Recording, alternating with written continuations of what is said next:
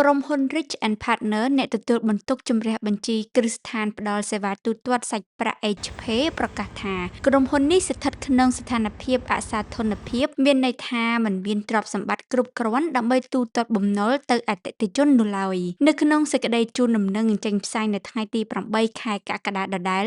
ក្រុមហ៊ុន Rich and Partner បញ្ជាក់ផងដែរថានៅក្នុងការវិតម្លៃជាបឋមក្រុមហ៊ុននេះក៏បានដាក់ការសង្ស័យដែរថា HP អាចបានធ្វើអាជីវកម្មហួសពីវិសាលភាពអាជ្ញាប័ណ្ណដែលធនាគារជាតិនៃកម្ពុជាបានផ្ដល់ឲ្យដោយគ្រឹះស្ថានផ្ដល់សេវាទូទាត់សាច់ប្រាក់ HP ស្ថិតក្នុងស្ថានភាពអសាធនភាពក្រុមហ៊ុន Rich និង Partner បញ្ជាក់ទៀតថាការជំរះបញ្ជីក្រៅតុលាការរបស់ខ្លួនដែលកន្លងមកស្ថិតក្រោមការគ្រប់គ្រងនិងពិនិត្យរបស់ធនាគារជាតិនៃកម្ពុជានឹងត្រូវបិទបញ្ចប់មិនខុសគ្នាទៅនឹងសេចក្តីប្រកាសរបស់ក្រុមហ៊ុន Rich និង Partner ឡើយនៅថ្ងៃទី9 ខែកក្កដាធនាគារជាតិចេញសេចក្តីប្រកាសថាក្រុមហ៊ុនជំរះបញ្ជីដាក់ការសង្ស័យថា HP បានប្រតិបត្តិការហួសពីវិសាលភាពអាជ្ញាប័ណ្ណដែលធនាគារជាតិបានផ្ដល់ឲ្យដូច្នេះករណីនេះនឹងត្រូវបន្តនីតិវិធីជំរះបញ្ជីតាមផ្លូវតុលាការបន្ទាប់ពីធនាគារជាតិប្រកាសដកហូតអាជ្ញាប័ណ្ណពីគ្រឹះស្ថានផ្ដល់សេវាទូទាត់សាច់ប្រាក់ HP បន្ទាប់ពីរកឃើញថាគ្រឹះស្ថានទូទាត់សាច់ប្រាក់មួយនេះមិនបានអនុលោមតាមច្បាប់និងបទបញ្ញត្តិបច្ចេកទេសរបស់ធនាគារជាតិនៅថ្ងៃទី